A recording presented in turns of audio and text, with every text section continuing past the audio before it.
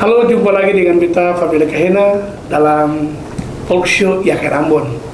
Dan hari ini kita cukup berbahagia karena bersama-sama hari ini kita merayakan Hari Disabilitas Internasional setelah ditetapkan oleh PBB pada tahun 1992 dan Indonesia secara umum bahkan sampai di Maluku dan Kota Ambon kita terus menggaungkan semangat kepada saudara-saudara kita yang disabilitas, dan IAKR Ambon hadir dalam talk show kali ini bersama dengan Pak Rektor IAKR Ambon, Profesor Dr. Yance Setrumahuru, MA, juga ada dari tim Satgas PPKS dari IAKR Ambon, Selfon, dan Pak Jimmy Talakua sebagai Program Manager dari Rumah Generasi.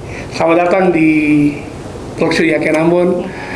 Terima kasih untuk hari ini, dan hari ini kita cukup berbahagia karena kita bisa merayakan Hari Disabilitas Internasional.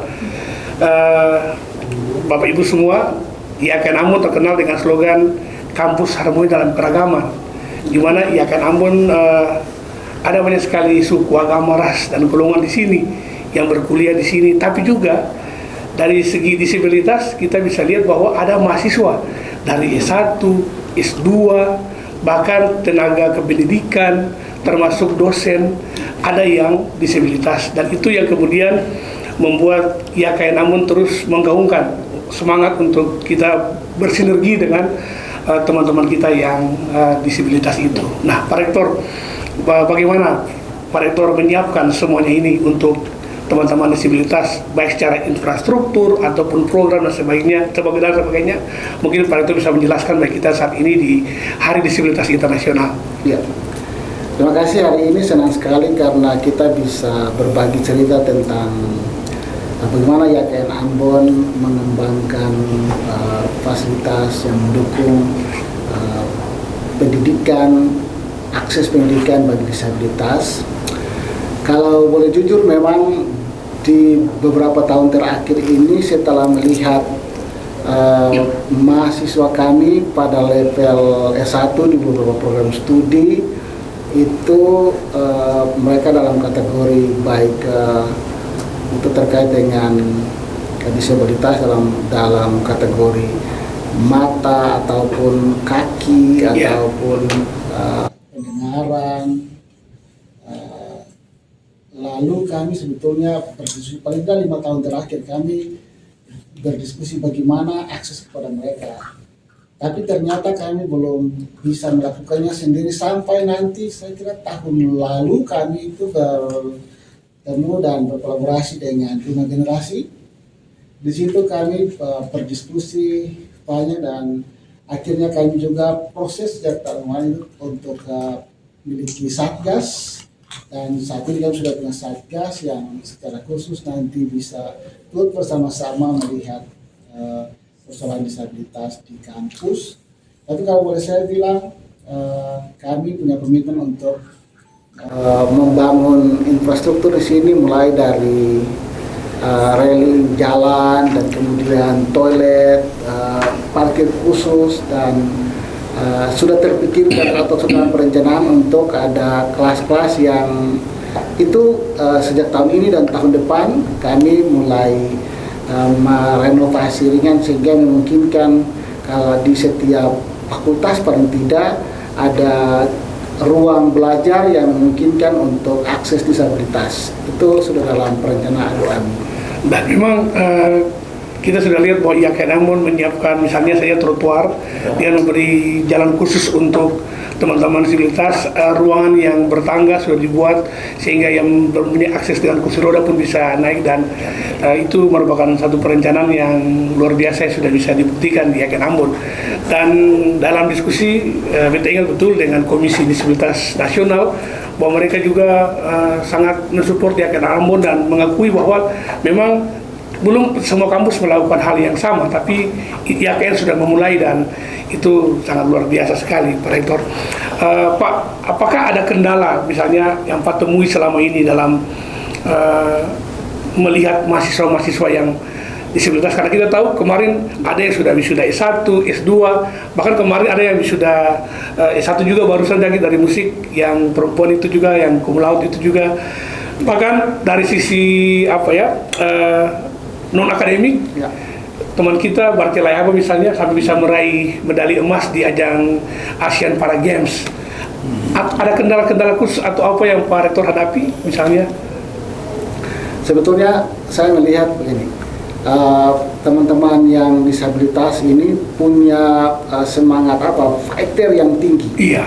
Dan mereka ada di tengah-tengah mahasiswa yang normal, dan sebetulnya saya bilang sampai dengan 5 tahun terakhir kami masih belum ada perlakuan khusus sebetulnya. Iya. Jadi mereka tetap beraktivitas sama seperti mahasiswa yang lain, tetapi di kalangan dosen kami bangun perspektif.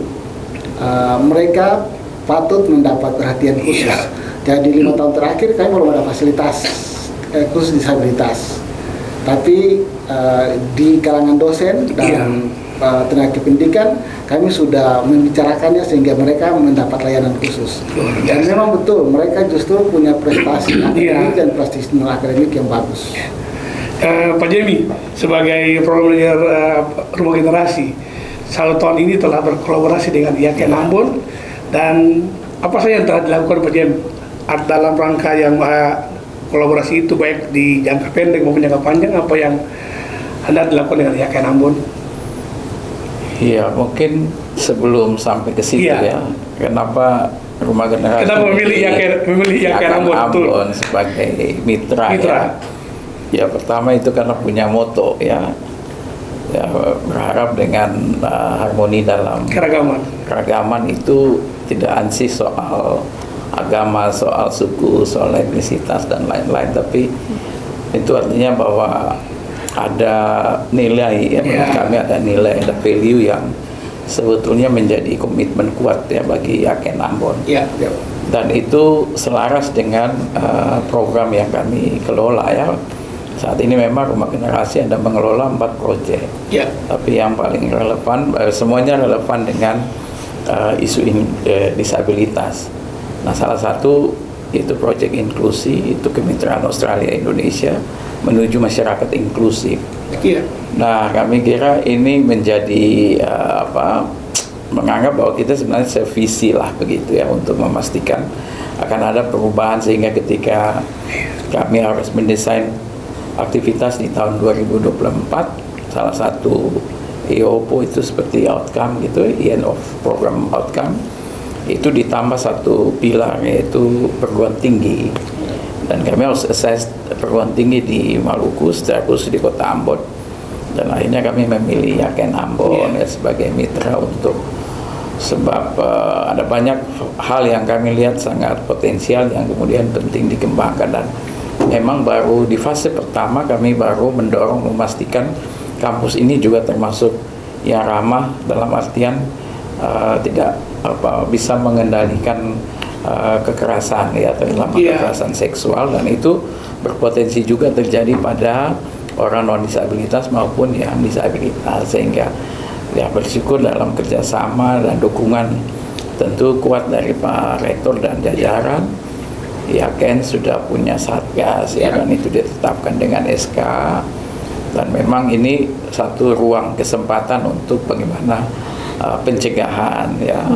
Nah, kita berharap tidak terjadi. Nah, terkait dengan inklusivitas disabilitas, nah ini kalau tadi yang Pak Rektor sudah sampaikan, memang kami semua menyasar ke sana. 3 proyek yang lain juga Body Talk maupun prioritas anak dengan disabilitas Indonesia maupun zero leprosi itu semua mengarah ke sana. Nah, oleh sebab itu tadi bahkan beberapa waktu lalu kami juga pernah berdiskusi dengan Pak Rektor untuk bagaimana kemudian selain infrastruktur, akomodasi layak dan aksesibilitas yang patut disediakan untuk memastikan semua orang bisa datang dan berkuliah di IAKN, termasuk mereka yang disabilitas, karena kita menyediakan ya. Kita tidak sedang tidak menyediakan sehingga itu yang menjadi faktor pembatas.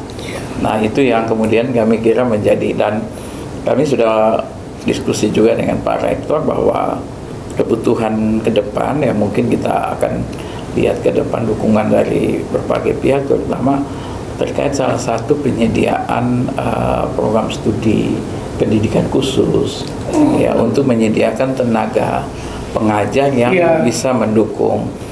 Dan itu karena ini akan menjadi kebutuhan ke depan, sebab yang pertama di Maluku ada 16 SLB. Ada 16, bahkan ada 2 kabupaten yang belum, yaitu Maluku Barat Daya, Maluku Barat Daya dan Seram bagian timur. Nah, di SLB sendiri ada keterbatasan tenaga yang punya keahlian khusus. Nah, kebetulan di Yaken ini ada punya fakultas pendidikan yang tentu ini tinggal dimasukkan sebagai bagian dari fakultas pendidikan untuk kepentingan jangka panjang, sehingga penyerapan tenaga untuk dididik disiapkan jadi tenaga pengajar bagi sekolah luar biasa. Dan ini bukan cuma soal sekolah luar biasa.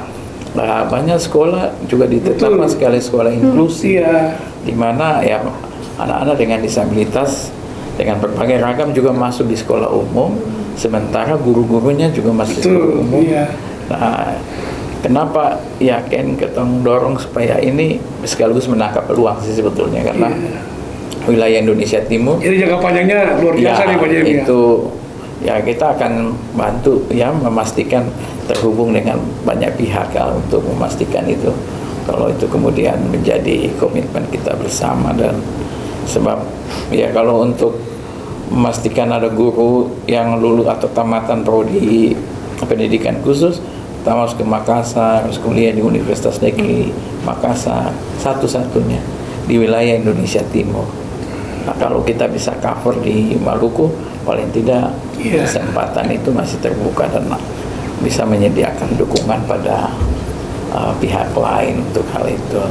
Sekian begitu. Itu luar biasa. Dari sebelum ke telepon, mungkin Pak Rektor ini menarik Pak. Kira-kira apa yang bisa ditangkap dari pernyataan Pak Jemi ini Pak, untuk dorongan kepada Yaken Ambon untuk membuka satu prodi baru yang mungkin secara khusus tidak ada di tempat lain di Indonesia Timur selain di Makassar.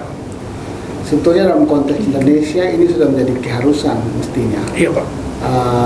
Memberikan layanan pendidikan kepada teman-teman yang kalau kita sebut juga berkebutuhan khusus.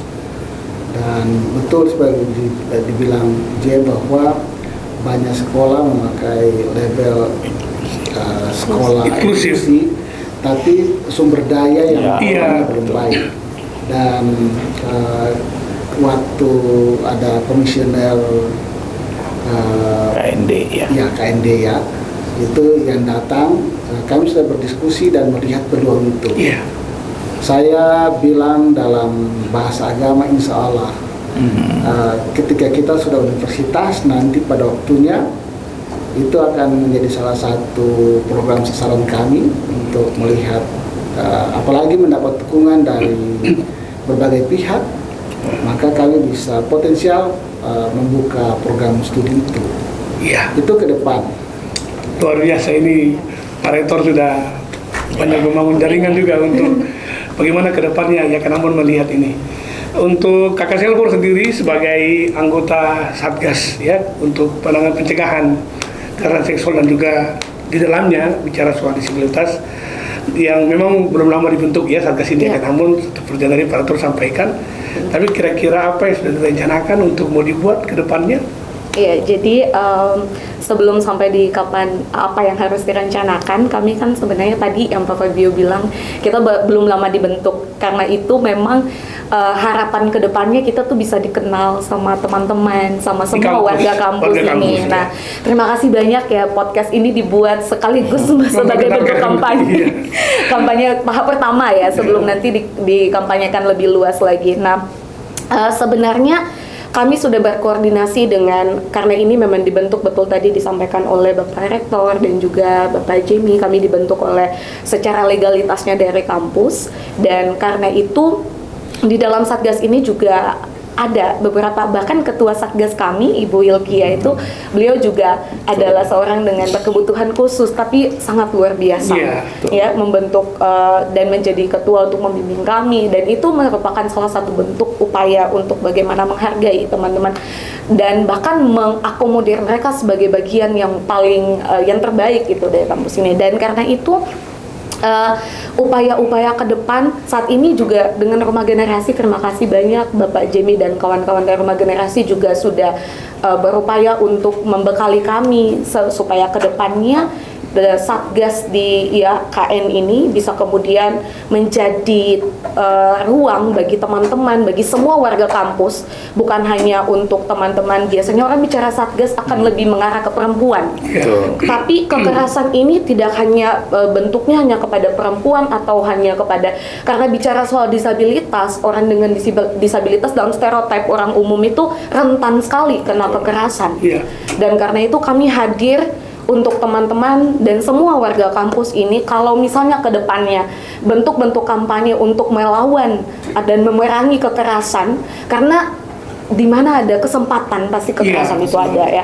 Jadi memang secara fisik tidak, tapi non fisik verbal betul. itu ya. Dan itu pasti Pak Fabio. Jadi kehadiran kami adalah untuk menjadi wadah bagi teman-teman, bagi semua warga kampus yang memang merasa bahwa atau pernah mengalami kekerasan ataupun juga perlu untuk mengkonsultasikan apa segala macam. Nah, tugas kami adalah itu untuk mereka, itu mewadahi hal ini, apalagi lebih khusus kepada teman-teman saudara-saudari dengan disabilitas. Ya, luar biasa. Pak Jem, kalau untuk Kota Ambon sendiri, yang selain dengan IAKN Ambon berkolaborasi, apa saja sudah dibuat di Kota Ambon ini untuk program-program untuk inklusif ini? Iya, dalam upaya untuk memberi dukungan pada tematik inklusi ini ya, terutama disabilitas. Yang pertama, kita sudah bantu DPRD Kota Ambon. Sampai ada Perda Ambon Kota Ramah Hak Asasi Manusia. Ya, kita berharap dengan pemerintahan baru di kota ini udah strategi implementasinya bisa disiapkan.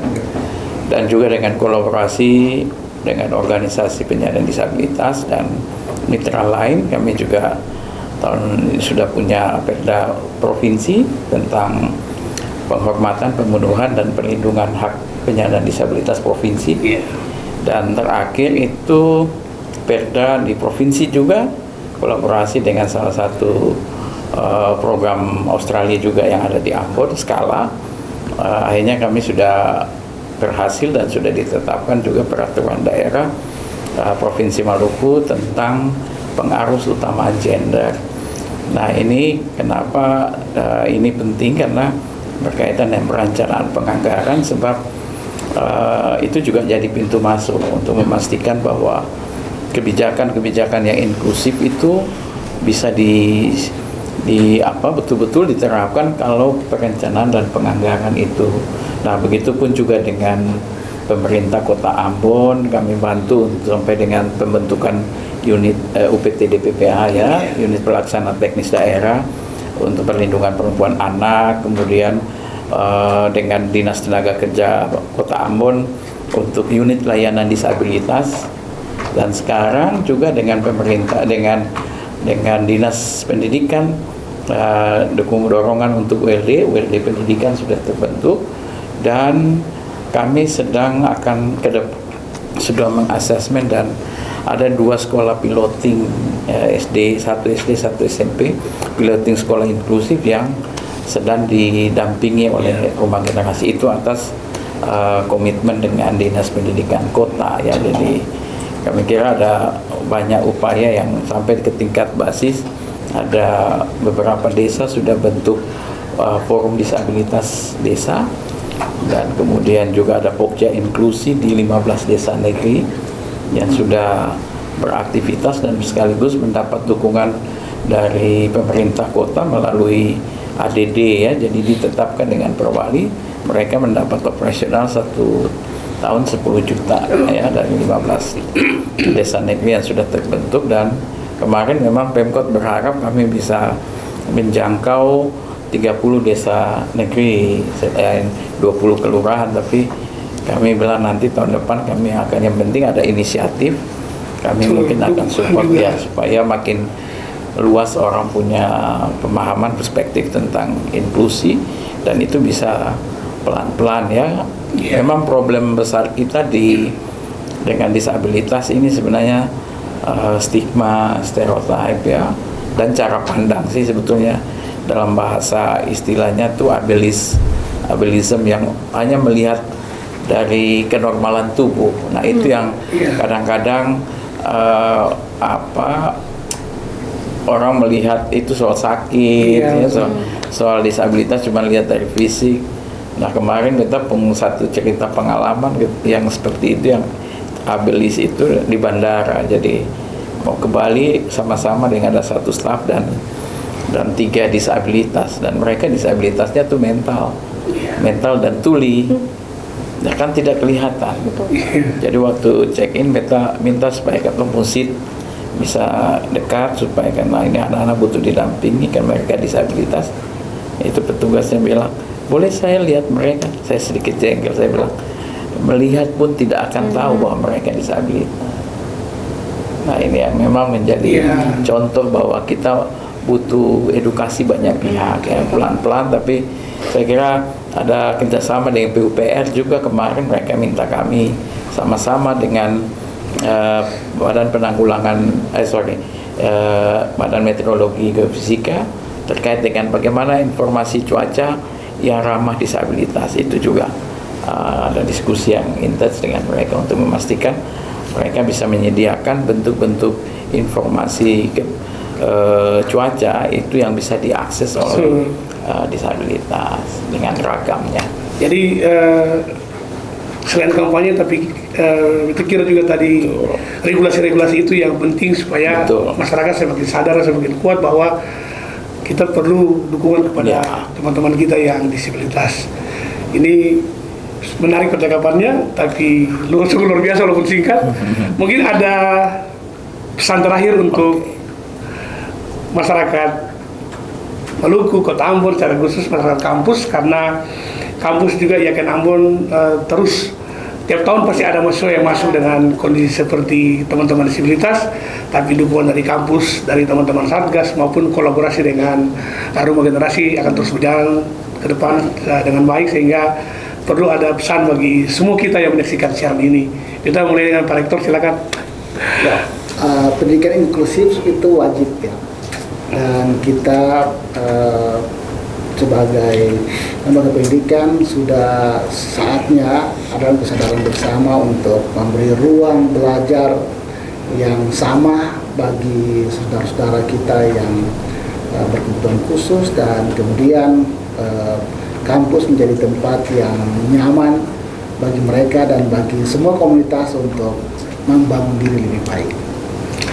Terima kasih Pak Rektor, dan YAKN Ambon sudah membuktikannya. Jadi yang menyaksikan siaran ini, orang tua, kerabat, jangan ragu untuk anak-anaknya mau kuliah di YAKN Ambon. Walaupun dengan keterbelakangan disabilitas mereka, YAKN Ambon siap melayani, siap membimbing, siap menuntun sampai dengan sarjana, dan itu komitmen YAKN Ambon. Dan itu sudah dibuktikan dalam 5 tahun belakangan ini. Pak Jem, silakan. Iya, sebagai organisasi masyarakat sipil, saya kira siapapun adalah mitra ya untuk memastikan pemenuhan hak dari penyandang disabilitas pada berbagai aspek, pada layanan kesehatan, pendidikan maupun partisipasi dalam pembangunan, dan itu yang kemudian mendorong kami untuk bisa membangun kolaborasi multi pihak, dan YAKN menjadi salah satu mitra yang saya kira ke depan kita akan sama-sama memastikan bahwa perguruan tinggi juga akan menjadi tempat di mana kesempatan-kesempatan yang terbuka luas untuk membuka jaringan dan akses yang jauh lebih luas bagi semua anak-anak di Maluku, terutama mereka dengan disabilitas, dan YAKN bisa menjadi pilihan untuk memastikan mereka mendapat kesempatan itu dan pemenuhan haknya. Luar biasa. Kak pun silakan. Ya, sepertinya saya hanya menambahkan dari Bapak berdua bahwa bagi kami sebenarnya teman-teman dengan disabilitas itu bukan tidak normal. Kita harus menghapus stigma itu. Kita semua sama, dan karena itu di kampus ini kami juga sudah menjadi wadah untuk teman-teman yang merasa bahwa mungkin mereka tidak dihargai atau mungkin mereka tidak diakomodir dalam lingkungan kampus, dan juga bahkan di mana saja kami menjadi tempat untuk mereka. Jadi sebagai Satgas, sebagai bagian dari Satuan Kerja untuk PPKS, kami menjadi wadah untuk semua orang sebagai upaya untuk juga mewujudkan kampus yang inklusif, lingkungan yang inklusif. Maka karena itu jangan segan-segan untuk berkuliah di YKN karena sudah ada Satgas di sini yang juga sudah pasti menjadi ruang yang aman juga bagi teman-teman dan semua warga kampus. Jadi kedepannya untuk penerimaan mahasiswa baru, untuk sosialisasi kita harus menambahkan juga bahwa kita siap melindungi teman-teman yang disabilitas karena ada satu di sini, dan itu komitmen YKN Ambon. Jadi selain semua fasilitas yang ada, termasuk beasiswa, tapi juga satgas yang ada untuk menampingi teman-teman dengan berkebutuhan khusus. Terima kasih untuk dialog saat ini. Sungguh luar biasa percakapan kita, dan tiap tahuri pukul tifa, pukul gong. Itu budaya katong. Semua teman-teman disabilitas katong bersaudara gandong. Mari dukung dan berikan tempat yang terbaik untuk dong. Beta Pamela Kahena, pamit.